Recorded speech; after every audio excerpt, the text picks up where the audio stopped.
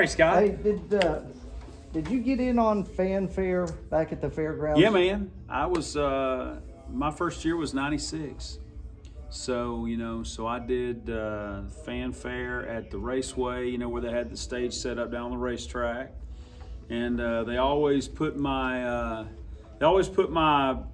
fan club booth in the pig barn, which the air conditioner worked every year, or all year long, except for the week of fanfare.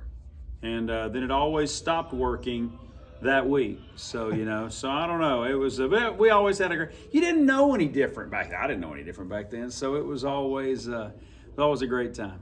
It was always 1,000 degrees in the pig barn, too. It was always 1,000 degrees. I was there the year that Garth did the 24-hour signing. Really? Yeah, that was one of my first years. And man, we were very fortunate to, to get to experience it back when it was a lot of fun, kind of what I would consider to be the good old days of fanfare. Your fans would stand in line a long time to meet. You still do. Is there any artist that you'd stand in line to meet for 5 or 6 hours? Probably. I think about those days. That was the days when I was first getting started that I love. I was still just enamored with all of today's country. So it would have been, Alan and Garth and Clint and all those guys. And, now I can also tell you that if I had ever got to meet Conway, I would have absolutely loved that, because he was the first record that I ever had. He dates back to my, 4 and 5 year old self, when I used to listen to my Conway Twitty greatest hits on a orange and white Fisher-Price record player. Wow.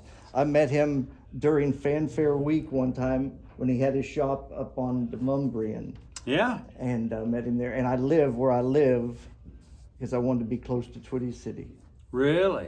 That's awesome. Yeah. Now it's Mike Huckabee's studio out there. And they're going to tear down everything except the studio and the house. That's what I heard. Crazy. Yeah. Well, you got a fan club party Friday. Yeah, we call it our Friends Club party. I've always had my Friends Club party. Tried to do it, during fan. Some people do it before Fanfare Week or CMA Week starts. I always try to do mine, and since I've become an Opry member, I always try to do it at the Opry to kind of give people, because sometimes you have people that are, it's their first time, and then sometimes you have people that have been to every one of them. So I always try to give them maybe something that they might not get to see throughout the CMA week. You mentioned member of the Opry. I know it's one of your all-time greatest nights, but it was one of my most memorable nights. December 21st, 2018 is memorable for me for a different reason. I'm sure. It was the Jimmy Cap's 60th anniversary, and I wrote Jimmy's book with him, and we had a book signing there at the Opry afterward. And so you were on the second half of the show. It's on right before Vance. And I'm out in the lobby, and I watch Mark Wills stand in line and buy 2 Jimmy Cap books. And I'm thinking, Mark Wills is standing in line buying my book. Wow. And I always think back and I think, that guy had no idea what was going to happen about 20 minutes later. Yeah. You were standing in line to buy that book, and 20 minutes later, they're asking you to become a member of the Grand Ole Opry. Yeah. Crazy. It was a crazy night, when that night sort of came into being to honor Jimmy. I simply reached out to the Opry and said, hey, I want to be a part of this night. And because I live in Atlanta, I said, hey, can I be a part of this weekend? So the 21st and 22nd were, the 22nd was just like any other night that I would have been at the Opry, but the 21st was going to be very special for me because I was getting to be there to honor somebody who had been at the Opry pretty much every time that I'd ever been at the Opry. And at that point, it had been 256 performances at the Grand Ole Opry. And there were very few times when I was at the Opry over the course of my career. From my first Opry appearance was in in middle of 1997. There are very few times that I had been on that stage that Jimmy Capps wasn't back there playing in the house band. So, and that friendship had developed because of the Larry's Country Diner show, and because of the Country's Family Reunion show, and because of the cruises and all the things that we had got to do together. So when it came that we were going to honor him that night, there was no better place that I could think of to be than at the Ryman, where his career as the guitar player of the Opry House Band started, and for us to be there and honor him that night. And I had zero idea that night that was all about Jimmy Capps. Every performance on that stage was about Jimmy Capps. Mm-hmm. That night was going to have anything to do with changing my world. And another reason I remember you that night, after it was all over, Jimmy goes out and signs the book. Well, you go and do interviews and stuff backstage and meet everybody. And my wife and I happened to get across the street to the parking garage at the same time as you were walking in all by yourself. Yeah. You had no family there. Had nobody. You were all by. It's like they just made this guy an opera member, and he's all by himself. Yeah. It was my wife. It was so funny in hindsight. I didn't even know it at the time. But I had a text message, the first text message on my phone when I got out of the Opry that night was a text message from my wife, Kelly. And I hadn't thought about this since in 5 years. But it said, go out there and sing like you've never sang on that stage before. That's all it said. And that was cool. I remember that night trying to respond to people, and I woke up and I literally had to turn my phone on Do Not Disturb because it was. And I actually, if you go back and see the video, I'm on stage and I had my phone in my pocket, and it's just buzzing like crazy. And I didn't put two and two together at the time, but it was basically going out live, from that portion on Willie's Roadhouse and Sirius XM and WSM and the app, and it was just blowing up like crazy. And I had almost 1,000 text messages the next morning when I woke up. Wow. It was crazy. You still live in Georgia? Still, we'll probably never not have a Georgia at the end of my address. What was the reason that you never moved to Nashville? Family, so many people forsake the family aspect to come to Nashville and make their dream happen. Nashville's close enough to me that I got to keep my wife and my kids close to our family. If we'd have came here, we would have had nothing but work here. We'd have had to build a new life here. And so for me, it was always about keeping. I was going on the road all the time anyway. So it was about keeping Kelly and Mally and Macy close to my parents and to Kelly's parents and all that. So that was their support system. When I get on the bus and leave, my support system goes with me. And it's all the guys and the crew and all those people. They're right there with me. And I can do that with them in Nashville. But, when I left to go to work, they would have had nobody here. So that's why we stayed in Georgia. How old are your kids? Oh, they're old now. I got grandbabies now. I got an almost 3-year-old grandson and a 4-month-old grandson. But, Mally will be 27 in August. Macy will be 23 in January. And, and their entire life has been being raised, you know, in the country music world. I mean, Macy feels more at home at the Opry than she does, you know, going out to eat close to the house. I mean, she knows everybody. She walks in the door and they're like, Macy, you know, and she's grown up there. Both of my kids have.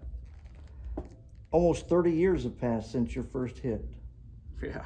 Jacob's Ladder, 96. Yeah, 96. Does it seem like 3 decades? Yeah, sometimes. Yeah, it does. So when I try to get up and move and stuff like that, I tell people that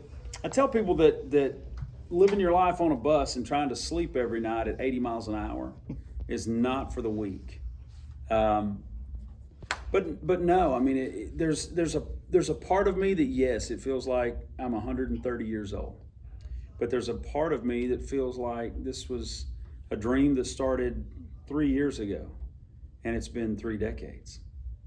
That's, you know, I jokingly tell people all the time, I have said it literally 1,000 times. We are very fortunate because we get to make a living doing what 99.9% of people do as a hobby. So wouldn't trade that for anything in the world. Mm-hmm.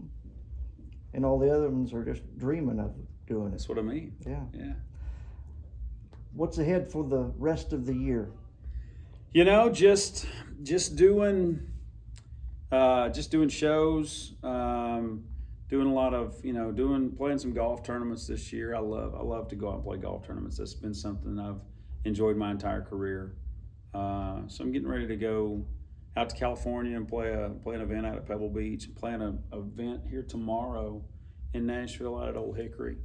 But, you know, continuing to tour, that's truly still to this day. I mean, here we are 30 years later, 29 years later, but and I still love the live performance aspect of what I get to do.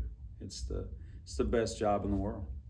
What, over the last 3 decades, what's the number one highlight? Would it be becoming a member of the Opry or something else? Career-wise?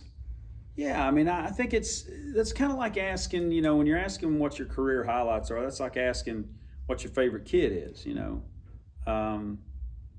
The first time you hear your song on the radio, when you're driving, when it's not playing, when you're not standing there in the studio, that's a great feeling. The first number one that you have, the first gold record that you have, first platinum record that you have, the first award that you win, first fan voted award that you win. You know, those are all individual accolades, and it's hard to rank them in, you know, what's more special. Definitely December 21st, 2018 is definitely a highlight. You know, one of those nights that I'll never forget. And then very shortly thereafter, January 11th of 2019, becoming the newest Grand Ole Opry member. I don't know why my phone is telling me that I'm dying right now. Let's go ahead and shut that off. But yeah. You've had a lot of highlights, that's for sure. How many diner cruises did you go on? 433. I felt like that. You know, I don't know. I don't know how many I did. I know I did 5 or 6, maybe more. Always had a blast on those. You know, I will go on record. I will look straight into the camera and tell you the worst part about the diner cruise was the 8 a.m. autograph session. I don't do anything before 11 o'clock in the morning. And sitting there writing my name over and over and over again to people who were not very happy that they were having to stand in line either. That was the worst part of the cruise, and at the same time, it's one of the most fun parts of the cruise because we would always have a good time. We would always joke with people. And you had to meet everybody before you had breakfast. Yeah, and I'm not a breakfast guy. You know, my breakfast is usually at lunch. So well, it was that day. Yeah. So, but you know what? But honestly, and I'm being sarcastic about that. But truly, I mean, we had so much fun on those cruises. You know, the shows were always a good time. There was always lighthearted fun. I'll never forget. I think one of my favorite shows that I got to do on one of the cruises was the time that Mo Bandy and Johnny Lee and I did just like one of the shows. Wow. And it was hilarious. And what's funny, and there's a plethora of pictures, and Phil may have taken them. I'm not sure who took it, but there's a picture of me and Johnny Lee, and we're sitting on stools. And the picture, and it's like I'm sitting like this, and I'm listening to whoever's singing. And Johnny Lee is sitting right beside me, and he's in the exact same position. And it's like my wife named it Old Man, Older Man.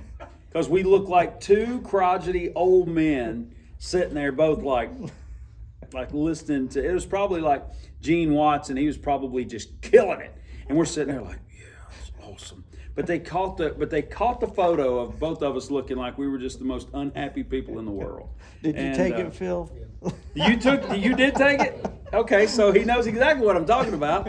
But I mean, I love that stuff. It was always so much fun, and we always enjoyed each other's company. And you know, and regardless of who the cast was, regardless of who went on the cruise with us, we always found you know, common ground, and always had a great time. And what's sad is to look back through some of those pictures and see the folks that you know that we've lost.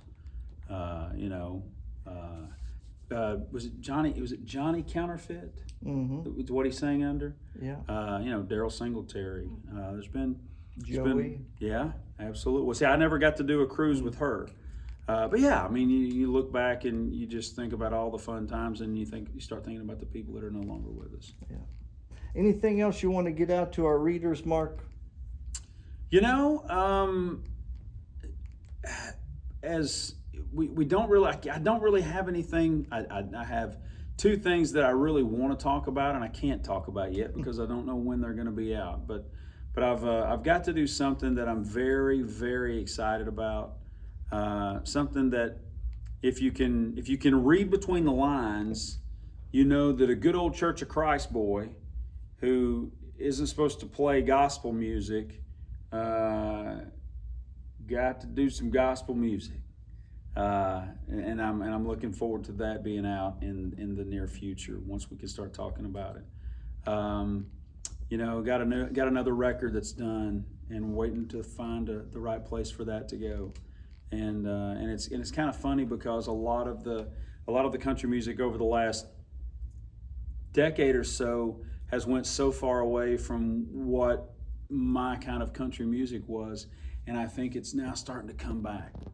And I think that we're starting to be able to tell great stories again and have great melodies, and we've done another record like that. And I'm very proud of that. I think it's some of the best work I've ever done, and I think I sound better on those records now than I did in '96 and '97 and '98. You know, I think my voice has just gotten better. So I'm excited about, you know, getting this new music out there and letting people hear it and seeing what they think about it, and just continuing to plug along and do what we do.